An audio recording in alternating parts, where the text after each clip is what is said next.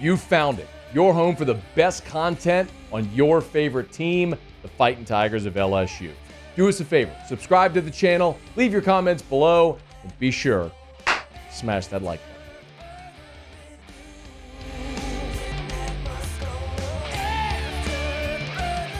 Plenty still to recap from LSU's dramatic win over Arkansas and preview as the championship series with LSU and Coastal begins on Saturday. And Sam Weiderhaft will be on the call for Coastal. He's good enough to join us here for a couple of minutes. Sam, we appreciate it, man. How are you? I'm great, Matt. Thanks for bringing me on. This has been a really incredible week so far, and didn't have joining the ESPN Baton Rouge show on my list for this week, but I'm glad that we're doing it, and I'm excited for this series, that's for sure. I'm glad we're doing it today and not tomorrow, because that means LSU would have had to play Arkansas today, and this sets up much better for LSU, but we'll get into that. Hey, when the bracket came out and Coastal was in Conway, and there's East Carolina and there's Florida, it looked like maybe the most brutal regional. When you saw that, what maybe was the expectation about whether or not Coastal could be where they are today, getting ready for a championship series?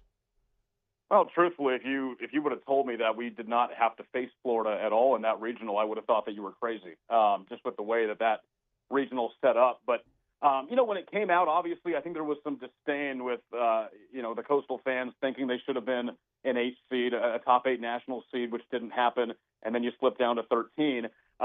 This team wasn't fazed by it at all, and just put together some really good performances in that first leg of the NCAA tournament, and just kind of relied on what we've done all season. It was an interesting look at the bracket, and we had some great environments in Conway with East Carolina fans coming down and just produced some really, really good baseball. We'll get right back to the video, but thrilled to welcome Our Lady of the Lake to AFR LSU.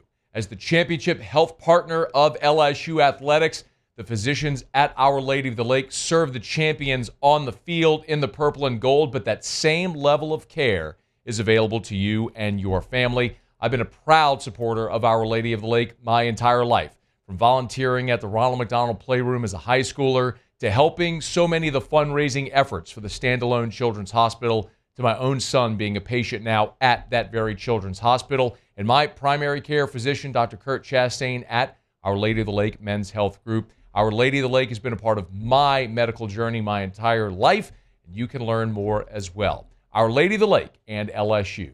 Together, we roar.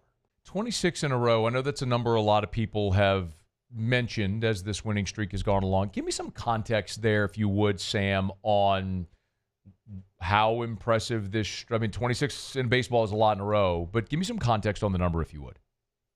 Well, not only is it, 26 wins in a row, it's 26 wins in a row at the most important part of the season, right? You sweep through the Sun Belt tournament, you sweep through the regional, the super regional, and now you're 3-0 here in Omaha at the Men's College World Series. I said it on the broadcast yesterday because I'm naturally a nervous person, right? We could have been up 20-0 in that game against Louisville. I still wouldn't have been comfortable until the 27th out was made.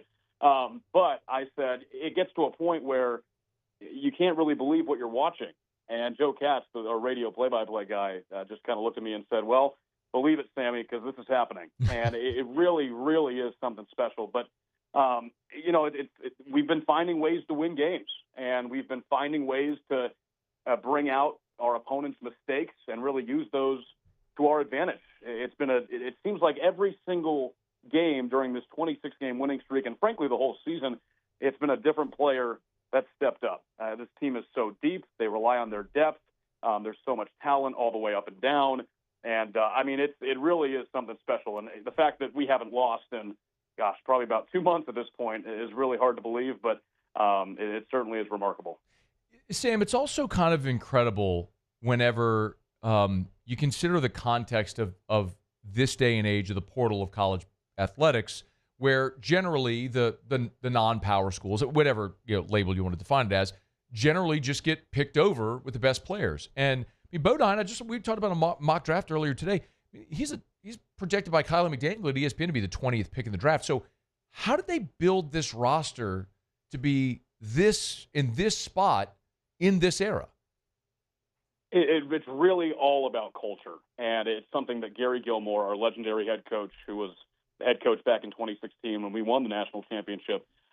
It's something that he built in his 25-plus years as the head coach. And it was a seamless transition from Gilly to Kevin Schnall, who was the associate head coach for a very long time and has been around this program for many, many years. And he's carried that over. He's got his own little twist on things, but it's really just a culture, grind, mindset. Their whole mantra this year is own it. And it really just trickles down from top to bottom. Every single player is bought in. They're extremely hyper-focused. And, it's really just being around this program and witnessing what they've been able to do and how they go about their business. It's really, really something that's remarkable. And like you said, it's something that's not really heard of in this day and age of college athletics. But look, Caden Bodine, I'm sure he had many offers to go other places, but he knows that Coastal Carolina is where he wants to be. This is the school that's going to prepare him best to take that next step. And, it's something that's really, really just been fun to watch, and just being around this program, seeing that culture just kind of come out on the field. Sam Weiderhaft is with us, play-by-play man for Coastal Carolina, as the Chants and the Tigers will lock up in the National Championship Series starting on Saturday. The big question, Sam, I think everybody has here just from jump is, how does Coastal handle their pitching? Yeah, I think it's a really good question, and I think that we handled it beautifully in the first three ball games, having Riley Eichhoff start against Arizona and go just 4 innings and 45 pitches. He was efficient with those 4 innings, gave up a couple of runs, but Cameron Fluke came in and was good in his 4 innings. That was his first bullpen appearance of the season, and then Eichhoff was able to pitch later on in the last game against Louisville that got us to clinch the spot in the final series. So I believe you'll see Fluke start that first game, and then it's going to be Jacob Morrison in game 2, and then game 3 is going to be kind of a toss-up. Not sure if Eichhoff would be ready. If that game is played, I'm not sure if he would be able to go. We also have Luke Jones, who was our midweek starter this year, that has not seen time on the mound in a little bit. But those first 2 games, it should go Fluke and Morrison, which, is a pretty tough 1-2 punch. Why not Morrison in game 1 Saturday? I think it just is based on the rest. Fluke pitched that first game of the Men's College World Series out of the bullpen, went 4 innings. Coastal's very based on routine from what I've gathered. And you have extreme amount of trust in those 2 pitchers regardless. But I think it just comes down to where they're at as far as their off-day routines, and then, kind of go, when they're ready to pitch whichever day. But I think, Fluke coming out game 1 is going to be just a tough pitcher to face with his velocity. And then we all saw what Jacob Morrison can do and what he did against Oregon State. So I think it's a really good 1-2 punch that Coastal has to work with. I think we've talked a good bit when we talk offensively about Caden Bodine, and that's obviously a name that people are going to have to know and get to know here. If you were to characterize the offense, I can look at the stat sheet here, 290 club, 3 everyday players hitting over 300. But if you were to characterize Coastal offensively, how would you describe them? Obsessed with getting on base. That has been the mantra of this lineup because it's not very power heavy. You look at Coastal historically, and it's been a pretty power heavy ball club, and the pitching has kind of lacked off a little bit. This year, it's flipped, right, where the pitching is the star aspect of this team, and the lineup just finds ways to get on base, not necessarily by their power, but by their way of working long at-bats and really working these pitchers up into high pitch counts and forcing them to throw strikes. We've been hit by nearly 180 pitches this year, which is close to, if not the, Division I all-time record, just because of the way that we work at-bats and force mistakes out of the pitchers. So that's something that Kevin Schnall told me all season was, these guys are just obsessed with getting on base. They have to do anything it takes just to get on. And then Coastal's able to use their small ball with bunting to move runners over. And it's all just produced a great amount of offense this year for the Chants. Is there a player that's risen in the postseason that maybe LSU fans a name they should know and keep an eye on here in this championship series? Well, I think Colby Thorndike is the guy that kind of jumps off the page with what he's done, and not only in the Conway Regional, where he was the regional MVP, had a 2-home-run ball game, had a big grand slam against East Carolina in one of those games. Didn't really do too much against Auburn in the Super Regional, but boy, he's come alive here in Omaha. Back-to-back ball games in the first inning. He's had bases clearing doubles in the first, out to right center field. He had 4 total RBIs against Louisville yesterday. He's a guy, a first baseman that kind of struggled throughout the season, wasn't getting the pop that I think Coastal was expecting. He was a community college transfer, only hit 1 home run all regular season. But now, since he's gotten to the postseason, he's reached another level and has become one of the leaders offensively. For Coastal, the path to winning the national championship, what does that blueprint look like? I think it's just playing clean baseball, right, and relying on what has got you here. Pitching staff, obviously, second best ERA in the entire country. And I know it's a little intimidating facing LSU, but you went to Auburn and swept the Tigers in 2 games off of 2 really good performances. So can you back up that pitching staff and work long at-bats and continue to get on base, just what you've done in the first 3 games? But I think it's going to have to take some battles at the plate. It's going to take some grinds and at-bats. I think there certainly is a way, and I think Coastal's been confident all the way through. I mean, just being around this program, nobody's been really phased.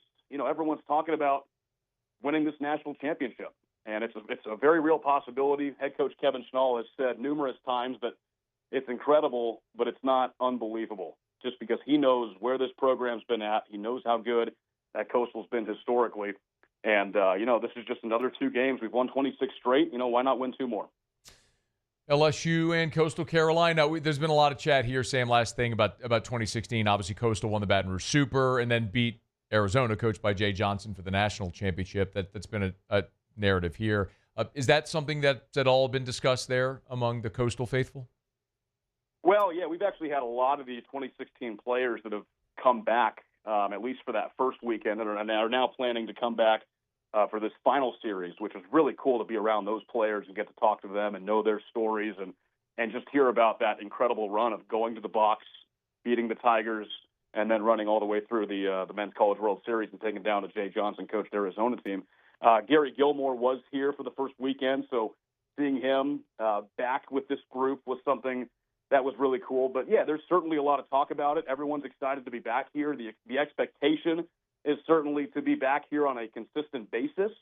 But, yeah, 2016, Coastal was the Cinderella of that tournament. This year, we came in as the 3rd best team to win as far as the odds.